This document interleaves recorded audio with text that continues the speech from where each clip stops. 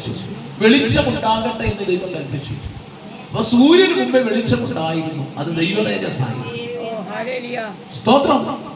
ആ തേജസ് ഒന്നാം ദിവസം, രണ്ടാം ദിവസം, മൂന്നാം ദിവസം സന്ധ്യയായി ഉഷസ്സായി. ഒന്നാം ദിവസം സന്ധ്യയായി ഉഷസ്സായി. രണ്ടാം ദിവസം സന്ധ്യയായി ഉഷസ്സായി. മൂന്നാം ദിവസം. അങ്ങനെ 3 ദിവസം കഴിഞ്ഞിട്ടാണ് ദൈവ തേജസ് കൊണ്ട് രാത്രി പകലുണ്ടായി. അങ്ങനെയാണ് 4-ാം ദിവസമാണ് ഭൂമിയെ പ്രകാശിക്കേണ്ടതിന് വലിയൊരു ഗോളം സൃഷ്ടിച്ച സൂര്യനെ സൃഷ്ടിച്ചു. അപ്പൊ 4-ാം ദിവസം മുതലാണ്. മനുഷ്യനെ ഉണ്ടാക്കിയത് 6-ാം ദിവസം. അപ്പം 4-ാം ദിവസം സൂര്യനെയും ചന്ദ്രനെയും നക്ഷത്രങ്ങളെയും ഉണ്ടാക്കിയിട്ട് ഈ സൂര്യന് മാത്രമേ സ്വയം പ്രകാശിക്കാൻ കഴിയത്തുള്ളൂ. അതാ 84-ാം സങ്കീർത്തനം 11-ാം വാക്യം പറയുന്നത്, യഹോവ സൂര്യനും പരിചയമാണ്. യേശു പറഞ്ഞെന്താണ്? നിങ്ങൾ സ്തോത്രം, ഞാൻ ലോകത്തിന്റെ വെളിച്ചമാകും. അപ്പം യേശു സ്വയം പ്രകാശിക്കുന്ന ഒരു സൂര്യന് തുല്യനാണ്. അവൻ ദൈവമാണ്. എന്നിട്ട് നമ്മളോട് പറഞ്ഞു, നിങ്ങൾ ലോകത്തിന്റെ വെളിച്ചമാണ്. അതായത് നമ്മളും വെളിച്ചമാണ്. ഈ വെളിച്ചം എവിടുന്ന് വന്നു? യേശുവിന്റെ വെളിച്ചം. ദൈവത്തിന്റെ കൃപ നമ്മുടെ മേൽ പകർന്നിട്ട്. ഹല്ലേലൂയ. അപ്പൊ നമ്മളും ലോകത്തിന്റെ വെളിച്ചമാണ്. ഈ വെളിച്ചം പകർന്നത് എവിടുന്ന? യേശുവിൽ നിന്നാ പകർന്നത്. അതാണ് യഹോവ സൂര്യനും പരിചയമാകും. ഈ സൂര്യൻ സ്വയം പ്രകാശിക്കുമ്പോൾ, ഇതിനെ സൃഷ്ടിക്കുമ്പോൾ തന്നെ ഈ സൂര്യനകത്ത് ഇത് 2 വാതകങ്ങളാണ് ഉള്ളത്. ഒന്ന് ഹൈഡ്രജനും 2 ഹീലിയവും. അതായത് 80% ഹൈഡ്രജനും 20% ഹീലിയം എന്ന് പറയുന്ന വാതകമാണ്. അപ്പൊ 2 ഹൈഡ്രജൻ തന്മാത്രകൾ കൂട്ടി ഉരസുമ്പോഴാണ് തീ കത്തുന്നത്. തീ കത്തുമ്പോഴാണ് അതിൽ ചൂടായിട്ടും വെളിച്ചമായിട്ടും സൂര്യനിൽ നിന്നും ഭൂമിയിലേക്ക് ഈ പ്രകാശം വരുന്നത്. അപ്പം ഭൂമിയിൽ വൃക്ഷങ്ങൾ ഉളവാകട്ടെ, വിത്തും ഫലം കായ്ക്കുന്ന വൃക്ഷങ്ങൾ ഉളവായി വരട്ടെ എന്ന് കൽപ്പിച്ചപ്പോൾ വൃക്ഷം ഭൂമിയിൽ നിന്നും ഉളവായി വന്നപ്പോൾ ഈ വൃക്ഷം വളരണമെങ്കിൽ സൂര്യപ്രകാശം വേണം. സ്തോത്രം. അങ്ങനെ മനുഷ്യനെ ദൈവം സൃഷ്ടിച്ച് ഭൂമിയിൽ ആക്കി വെച്ചു. ദൈവതേജസ്സ് അവരുടെ മേൽ പകർന്നു. അതാണ് ഉൽപ്പത്തി പുസ്തകം 8-ാം സങ്കീർത്തനങ്ങൾ 8-5 പറയുന്നത്. ആദമിനെയും ഹവ്വയെയും എന്ത് ചെയ്തു? തേജസ് കൊണ്ട് നിറച്ചു. ദൈവത്തെക്കാൾ അല്പം മാത്രം സൃഷ്ടിച്ച് തേജസ്സും ബഹുമാനവും അവരെ അണിയിച്ചു. ദൈവത്തിന്റെ തേജസ് അവരുടെ മേൽ പകർന്നത്. ആദമിനെ ഭൂമിയിലെ പൊടി കൊണ്ട് ഉണ്ടാക്കിയിട്ട് മൂക്കിൽ ജീവശ്വാസം ഊതിയപ്പോൾ അവൻ ജീവനുള്ള ദേഹിയായി തീർന്നു. നോക്കണമേ, ആ ആദമിന്റെ മേൽ ദൈവത്തിന്റെ കൃപ വന്നപ്പോൾ, ദൈവത്തിന്റെ പ്രകാശം വന്നപ്പോഴാ അവൻ പ്രകാശമുള്ളവനായി തീർന്നത്. എന്നാൽ ദൈവത്തിന്റെ വചനം തെറ്റിയപ്പോൾ, ദൈവത്തിന്റെ വചനം തെറ്റിക്കഴിഞ്ഞപ്പോൾ എങ്ങനെയാണ്? ഈ തോട്ടത്തിലെ സകല വൃക്ഷത്തിന്റെ ഫലവും നിങ്ങൾക്ക് ഇഷ്ടം പോലെ തിന്നാം, എന്നാൽ നന്മ തിന്മകളെ കുറിച്ചുള്ള അറിവിന്റെ വൃക്ഷഫലം തിന്നരുത്, തിന്നുന്ന നാളിൽ നിങ്ങൾ മരിക്കും. എന്നാൽ തോട്ടത്തിൽ നടുവിൽ വേറൊരു വൃക്ഷങ്ങളുണ്ട്. അതെന്താണ്? ജീവന്റെ വൃക്ഷഫലം. ഈ ജീവന്റെ വൃക്ഷത്തിന്റെ ഫലം തിന്നാൽ നീ എന്നേക്കും ജീവിച്ചിരിക്കും. എന്നാൽ നോക്കണമേ, തിന്നരുതെന്ന് പറഞ്ഞ വൃക്ഷഫലം തിന്നപ്പോൾ തേജസ് മാറ്റപ്പെട്ടു. അവർ നഗ്നരെന്ന് മനസ്സിലായി. അത്തിയിലെ കൂട്ടിത്തുന്നി അവർ വസ്ത്രമെടുത്തു. യേശുവിനെ കൂടാതെ, യഹോവയെ കൂടാതെ നമുക്കൊന്നും ചെയ്യുവാൻ കഴിയത്തില്ല. ദൈവത്തെ കൂടാതെ അവർ അത്തിയിലെ കൂട്ടിത്തുന്നി വസ്ത്രമെടുത്തു. പക്ഷേ സൂര്യൻ ഉദിച്ചപ്പോൾ വസ്ത്രം, ഈ ഇലയെല്ലാം ഉണങ്ങിപ്പോയിട്ട് വസ്ത്രം നഷ്ടപ്പെട്ട് ഇവർ നഗ്നരെന്ന് മനസ്സിലാക്കിയിട്ട് വൃക്ഷത്തിന്റെ ചുവട്ടിൽ പോയി ഒളിക്കുവാനിടയായി തീർന്നു. നോക്കണമേ, ദൈവകൃപ നമ്മുടെ മേൽ നഷ്ടപ്പെട്ടു കഴിഞ്ഞാൽ നമുക്ക് ദൈവത്തിന്റെ മുമ്പാകെ നിൽക്കുവാൻ കഴിയത്തില്ല. ഒളിച്ചിരിക്കുന്ന അനുഭവം നമ്മുടെ ജീവിതത്തിൽ ഉണ്ടാകും. നന്ദിയോടെ ദൈവത്തെ സ്തുതി. ഇന്ന് പകലിൽ നന്ദിയോടെ കർത്താവിനെ സ്തുതിക്കുന്നു. നമ്മുടെ മേലുള്ള വെളിച്ചം, നമ്മുടെ മേലുള്ള ദൈവകൃപ, നമ്മുടെ മേലുള്ള അഭിഷേകം നമ്മുടെ നല്ല കേട്ടോ. ദൈവം കാൽവറിയിൽ മരിച്ച നിമിത്തം ആ അന്ധകാരത്തിന്റെ അടിമത്തത്തിൽ കിടന്ന നമ്മളെയും നിന്നെയും എന്നെയും യേശു കർത്താവ് വെളിച്ചം തന്ന് കാരാഗ്രഹത്തിൽ നിന്ന് പുറത്തു കൊണ്ടുവന്നതാ. അങ്ങനെയെങ്കിൽ ഇന്ന് പകൽ നന്ദിയോടെ ദൈവത്തെ സ്തുതിക്കുന്നു. നമ്മുടെ മേലുള്ള അഭിഷേകം, നമ്മുടെ മേലുള്ള തേജസ് നഷ്ടപ്പെടുന്ന ഒരു അവസ്ഥയുണ്ട്. കാരണം ദൈവത്തിന്റെ ദൈവത്തിന്റെ വചനത്തോട് മത്സരിക്കുകയും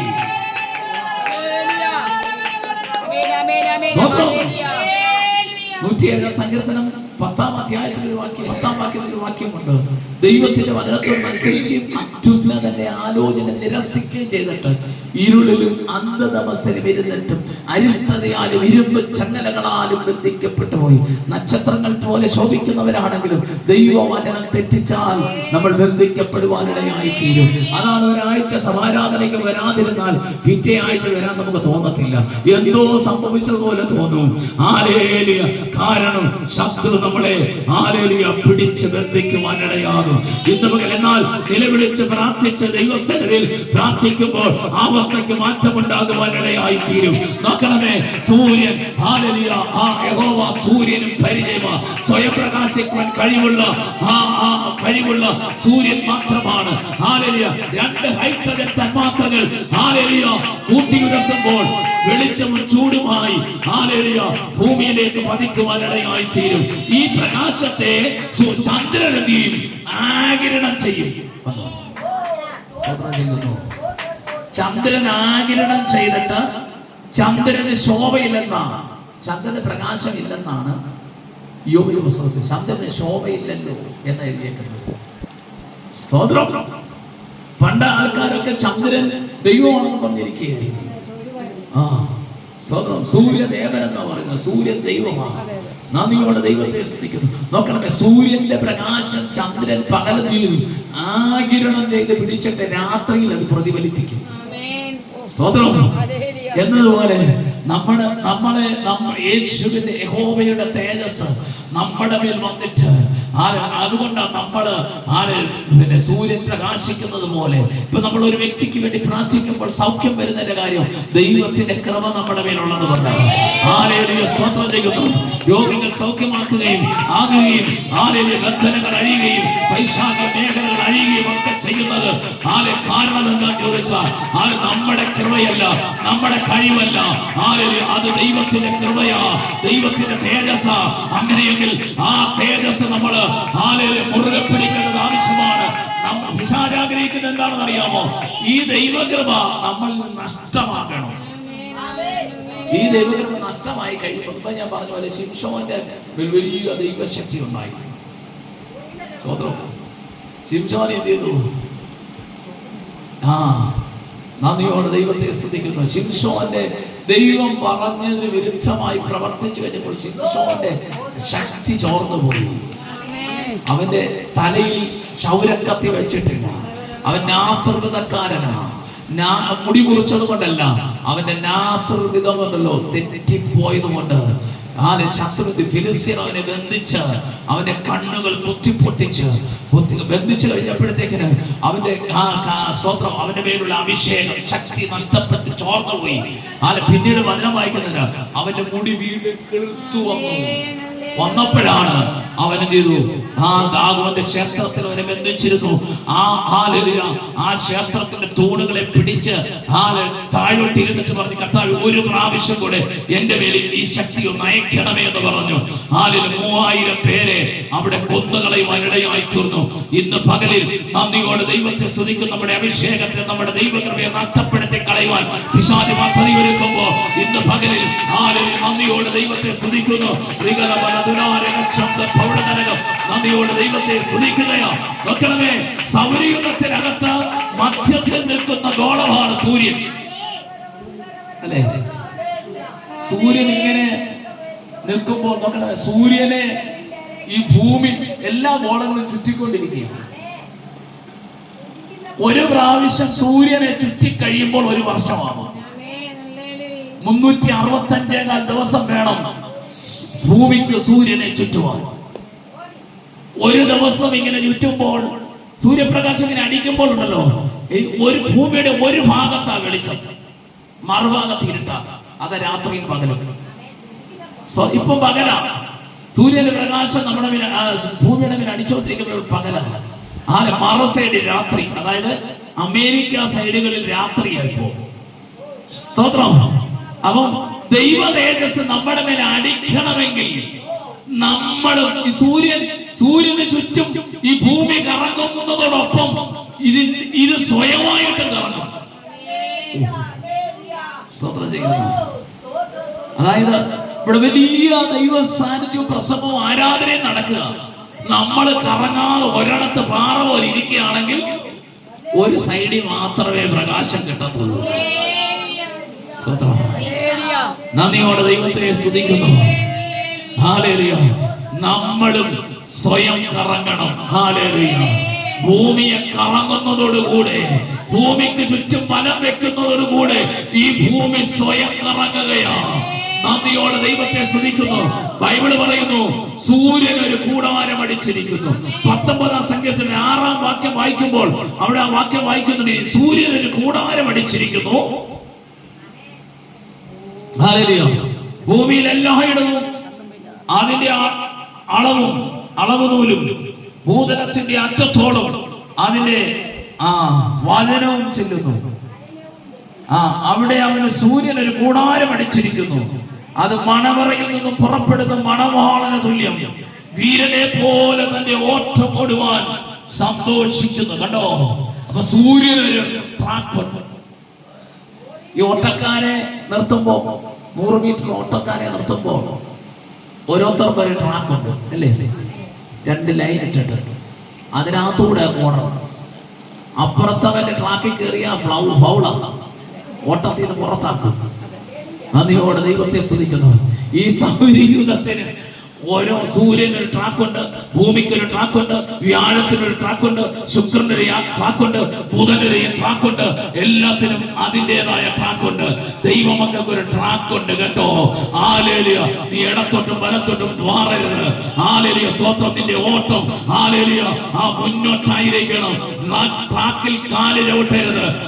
ട്രാക്കിൽ കാല് ചവിട്ടുമ്പോൾ റഫറി വന്ന് പിടിച്ച് വെളിയിലിറക്കും. ഹല്ലേലൂയ. ട്രാക്കിൽ കാല് ചവിട്ടുമ്പോൾ വന്ന് ആലതിനെ പിടിച്ച് ബന്ധിച്ചുകൊണ്ട് പോകാൻ ഇടയാകും. ഇന്ന് പകലിൽ ദൈവത്തിന്റെ തേജസ് നിന്റെ മേൽ വെളിപ്പെടട്ടെ. യഹോവ സൂര്യനും പരിചയമാകുന്നു. ഇന്ന് പകലിൽ നന്ദിയോടെ ദൈവത്തെ സ്തുതിക്കുന്നു. ട്രാക്ക് തെറ്റരുത്, ട്രാക്ക് തെറ്റരുത്. പലപ്പോഴും നമ്മുടെ ജീവിതത്തിൽ ട്രാക്ക് തെറ്റാറുണ്ട്. എന്നാൽ ഏറ്റുപറഞ്ഞു വെച്ചിട്ട് കർത്താവേ തെറ്റിപ്പോയെന്ന് പറഞ്ഞ് മടങ്ങി വരുവാൻ മനസ്സുണ്ടെങ്കിൽ ഈ ദിവസങ്ങളിൽ നിന്നെ വീണ്ടും ട്രാക്കിൽ കൂടെ ഓടിക്കുന്ന ഒരു ദൈവം. പൗലോസ് പറഞ്ഞു നന്ദിയോടെ ദൈവത്തെ സ്തുതിക്കുന്നു. ഓട്ടം തികച്ച് വിശ്വാസം കാത്ത് നീതിയുടെ കിരീടം എനിക്കായി വെച്ചിരിക്കുന്നു. നിനക്കൊരു കിരീടം പോലെ കേട്ടോ. ഇന്ന് മകൻ നന്ദിയോടെ ദൈവത്തെ സ്തുതിക്കുന്നു. നിന്നെ ഓട്ടത്തിൽ നിന്ന് ഔട്ടാക്കുവാൻ, ഓട്ടത്തിൽ നിന്ന് പുറത്താക്കുവാൻ പിശാചി മത്തടി ഒരിക്കൽ കടന്നു വരുമ്പോൾ ഇന്ന് മകൻ ഓടണമെങ്കിൽ എനർജി വേണം. സൂര്യന്റെ പ്രകാശം നിന്റെ മേൽ അടിക്കണം. യഹോവ സൂര്യന് പരിചയമാകുന്നു. സൂര്യന്റെ പ്രകാശം നിന്റെ മേൽ വരുമ്പോഴാണ് നീ ഓടുന്നത്. വണ്ടി ഓടണമെങ്കിൽ പെട്രോൾ വേണം, ഡീസൽ വേണം. ഇന്ന് മകന് ആനന്ദിന്റെ പെട്രോളിനെ ഡീസലിനെ തീർച്ച കളയുവാൻ വെല്ലുവിളിക്കുന്ന സകല പോരാട്ടങ്ങളും ഇന്ന് മകൻ യേശുവിന്റെ നാമത്തിൽ അഴിമാറ്.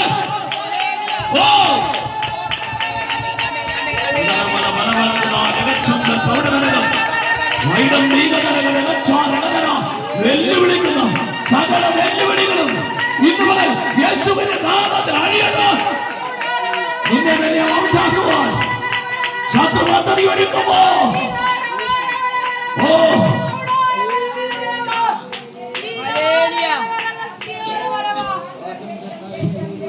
യഹോവ സൂര്യൻ പരിചയമാണ്. ഹല്ലേലൂയ.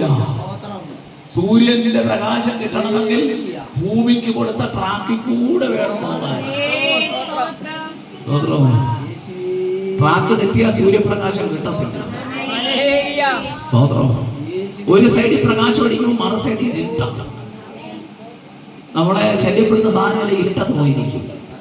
പക്ഷെ ഭൂമി കറങ്ങുന്നത് കൊണ്ട് മറഞ്ഞിരിക്കാൻ പറ്റത്തില്ല. സ്തോത്രം. സൂര്യൻ അസ്തമിക്കുന്നേ ഇല്ല കേട്ടോ. നമ്മൾ പറയും സൂര്യൻ അസ്തമിക്കുന്നുണ്ട്. യേശുവിന്റെ പ്രവൃത്തി അവസാനിക്കുന്നില്ല. 24 മണിക്കൂർ പ്രവർത്തിച്ചുകൊണ്ടിരിക്കുക. എല്ലാ അർത്ഥത്തിലും സൂര്യനെ പോലെയാണ്. സൂര്യൻ ഇങ്ങനെ പ്രകാശിച്ചുകൊണ്ടേയിരിക്കും. ഭൂമിയാണ് കറങ്ങുന്നത്. ഭൂമിയാണ് നമ്മളാണ് തിരിയുകയും മറിയുകയും ചെയ്യുന്നത്. ദൈവം നിനക്ക് വേണ്ടി പ്രവർത്തിച്ചുകൊണ്ടിരിക്കുക. മനസ്സിലായി? ദൈവം 24 മണിക്കൂർ നമുക്ക് വേണ്ടി പ്രവർത്തിച്ചുകൊണ്ടിരിക്കുക. പ്രകാശം ഏറ്റെടുക്കാതിരിക്കാൻ നമ്മൾ കറങ്ങുന്നത് കൊണ്ടാ ഒരു ഭാഗത്ത് ഇരുട്ടാകുന്നത്. ഭൂമി കറങ്ങുന്നത് കൊണ്ടാ ഒരു ഭാഗത്ത് ഇരുട്ടാകുന്നത്. ഹല്ലേലൂയ, സ്തോത്രം ചെയ്യുന്നു. അങ്ങനെയെങ്കിൽ നിന്റെ ജീവിതത്തിൽ നിന്റെ ജീവിതത്തിൽ ചില ഇരുളിന്റെ അവസ്ഥകൾ കടന്നു വരുന്നതിന്റെ കാരണം നീ കറങ്ങുന്നത് കൊണ്ടാ. ഇന്ന് പകലിൽ ദൈവത്തിന്റെ പ്രവൃത്തി അത് രണ്ട് നിലകളിൽ നമുക്ക് എടുക്കാം. കറങ്ങേണ്ടത് ആവശ്യമുണ്ട്, കറങ്ങാതിരിക്കുകയും ചെയ്യാം. ഹല്ലേലൂയ, വാഗ്ദത്തം വെളിപ്പെടേണ്ട സ്ഥാനത്ത്, വാഗ്ദത്തം പ്രാപിക്കേണ്ട സ്ഥാനത്ത് ദൈവത്തിന്റെ കരത്തിൽ നിന്നും വാങ്ങിക്കാൻ തുടങ്ങുമ്പോൾ നമ്മൾ കറങ്ങുകയാണ്. കറങ്ങുന്നത് കൊണ്ട് നമ്മുടെ ഒരു ഭാഗത്ത് ഇരുട്ടടിക്കുകയോ. ഇന്ന് പകലിൽ നന്ദിയോടെ ദൈവത്തെ സ്തുതിക്കുന്നു. അങ്ങനെയെങ്കിൽ നീതി സൂര്യനായ യഹോവ ഇന്ന് പകൽ ഇതിനകത്ത് വന്നിട്ടുണ്ട്. അബ്രഹാമിനോട് പറഞ്ഞു, ഒരു വാക്കുകൾക്ക് വിരാമം കുറിക്കാൻ അബ്രഹാമിനോട് പറഞ്ഞൊരു കാര്യമുണ്ട്. അബ്രഹാമേ, തലമുറയുടെ കാര്യം പറഞ്ഞു, എനിക്ക് ഇതുവരെ കുറെ നാളുണ്ട് നിന്റെ പുറകെ ഞാൻ നടക്കുന്നു. ഇതുവരെയും തലമുറയിൽ 75-ാമത്തെ വയസ്സിൽ തലമുറയെ തരാമെന്ന് പറഞ്ഞതാണ്. അന്നേരം യഹോവ പറഞ്ഞു, എന്റെ കാരണം പറഞ്ഞു, തലമുറയെ തരാത്തതിന്റെ കാരണം സ്തോത്രം എന്താണെന്നറിയാമോ? എന്താണെന്ന് ചോദിച്ചാൽ, നീ ഒരു 3 വയസ്സുള്ള പശുക്കിടാവിനെയും 3 വയസ്സുള്ള കോലാടിനെയും 3 വയസ്സുള്ള ആട്ടുകൊറ്റനെയും കുറുമ്പ്രാവിനെയും പ്രാവിൻ കുഞ്ഞിനെയും കൊണ്ടുവന്ന് നെടുകെ പിളർക്കാൻ പറഞ്ഞു. അതിന്റെ ഭാഗങ്ങളെ പിളർന്ന് നേരെ വെക്കാൻ പറഞ്ഞു. നന്ദിയോടെ ദൈവത്തെ സ്തുതിക്കുന്നു, നന്ദിയോടെ ദൈവത്തെ സ്തുതിക്കുന്നു. നോക്കണമേ, ശ്രദ്ധിച്ചാട്ടെ. ഹല്ലേലൂയ, ഇന്ന് പകലിൽ ദൈവത്തിന്റെ പ്രവൃത്തിക്കായി സ്തോത്രം ചെയ്യുന്നു. നെടുകെ പിളർന്നു, പക്ഷെങ്കിൽ പച്ചിയോ പിളർന്നില്ല. യഹോവ പറഞ്ഞെന്താ? എല്ലാത്തെയും പറഞ്ഞ് പിളർക്കാനാ പറഞ്ഞു. പക്ഷേ യഹോവയുടെ ശബ്ദം അനുസരിക്കാതെ, യഹോവ പറഞ്ഞനുസരിക്കാതെ പച്ചിയെ പിളർന്നില്ല. നോക്കണമേ, അവിടെ ഇങ്ങനെ എഴുതിയിരിക്കുന്നു, സൂര്യൻ അസ്തമിച്ചു. യഹോവ സൂര്യന് പരിചയമാണെങ്കിൽ നോക്കണമേ, സൂര്യൻ അവിടെ അസ്തമിച്ചു. ഇരുട്ടും അന്ധതമസും വന്നു. സൂര്യൻ അസ്തമിച്ചാൽ ഇരുട്ടും അന്ധതമസും വരും. ദൈവതേജസ് ഇല്ലെങ്കിൽ, ദൈവതേജസ് മാറിയെങ്കിൽ പിശാച് വരുമെന്ന് അതിനർത്ഥം. ഹല്ലേലൂയ, ദൈവത്തിന്റെ തേജസ്. ഹല്ലേലൂയ, നന്ദിയോടെ ദൈവത്തെ സ്തുതിക്കുന്നു. ഹല്ലേലൂയ, നന്ദിയോടെ നന്ദിയോടെ നന്ദിയോടെ ഹല്ലേലൂയ കർത്താവിനെ സ്തുതിക്കുകയാ. ഇന്ന് പകലിൽ ദൈവത്തിന്റെ കൃപയ്ക്കായി ഞങ്ങൾ അങ്ങയെ സ്തുതിക്കുകയും മഹത്വപ്പെടുത്തുകയും ചെയ്യുന്നു.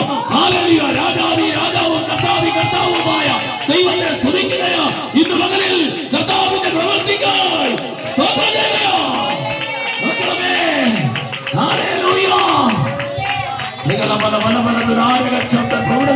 നോക്കണമേ, കർത്താവ് അനുസരിക്കാത്തത് കൊണ്ട്, ശ്രദ്ധിക്കണമേ, കർത്താവ് പറഞ്ഞത് അനുസരിക്കാത്തത് കൊണ്ട് സൂര്യൻ അസ്തമിച്ചു. അങ്ങനെ എഴുതിയേക്കുന്നേ, ഇരുട്ട് വന്നു, അന്ധതമസായി. അന്ധതമസായി മരണനിഴൽ, മരണഭീതി ഉണ്ടായി.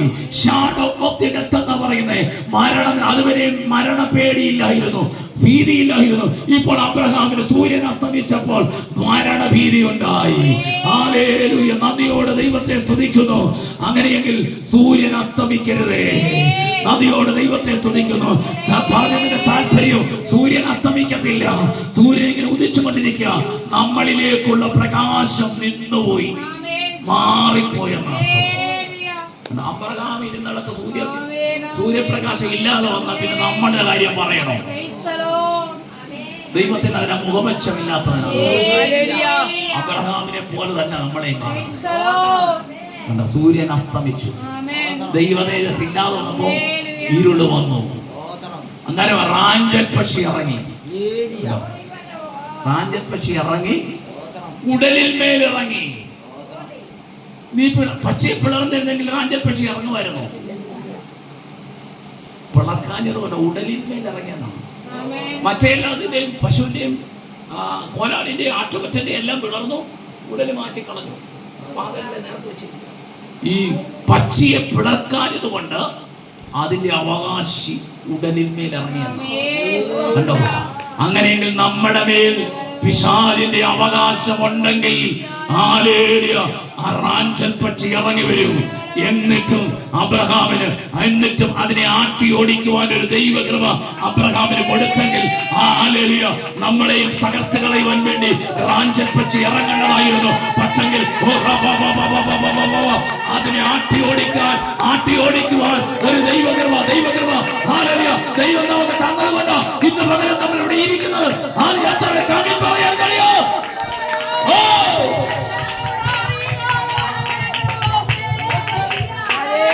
എന്റെ വാക്കുകൾക്ക് വിരാമം കുറിക്കുവാൻ ആഗ്രഹിക്കുകയാണ്. യഹോവ സൂര്യനും പരിചയമാണ്. സൂര്യൻ ഒരു കൂടാരം അടിച്ചിരിക്കുന്ന പോലെ നമുക്ക് ഓരോരുത്തർക്കും കൂടാരം അടിച്ചിരിക്കുന്നു. ദൈവമക്കൾക്ക് ചെയ്യേണ്ട കാര്യമുണ്ട്, ചെയ്യേണ്ടാത്ത കാര്യമുണ്ട്. അതായ ട്രാക്ക് എന്ന് പറയുന്നത്. നീ ട്രാക്ക് ദൈവം തന്ന വഴിയിൽ കൂടെ സഞ്ചരിക്കുന്നെങ്കിൽ ഹല്ലേലൂയ, ഒരു ശക്തിക്കും ആഭിചാരത്തിനോ മന്ത്രവാദത്തിനോ ശകുനവാദത്തിനോ നിന്നെ തെറ്റിക്കാൻ കഴിയത്തില്ല. ഒരു വാഴ്ചകൾക്കും അധികാരങ്ങൾക്കും നിന്നെ തകർക്കാൻ പറ്റത്തില്ല. നിനക്ക് നിയോഗിക്കപ്പെട്ട വഴിയിൽ കൂടെയാണോ നീ കടന്നു പോകുന്നത്? ആരോ നിന്നെ തടയുവാൻ, നിന്റെ നന്മ തടയുവാൻ, നിന്റെ അനുഗ്രഹത്തെ തടയുവാൻ ഒരു ശക്തികൾക്കും കഴിയില്ല. വചനങ്ങളാൽ ദൈവം അനുഗ്രഹിക്കട്ടെ എന്ന് പറഞ്ഞുകൊണ്ട്